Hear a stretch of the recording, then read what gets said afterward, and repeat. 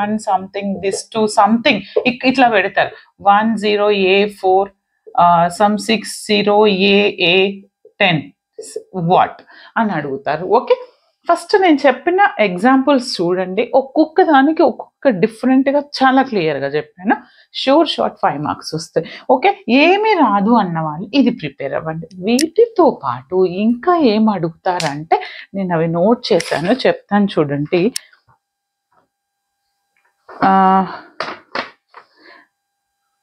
ఇంకొకటి number system మీద various number system codes and their conversions with example అని అడిగారు.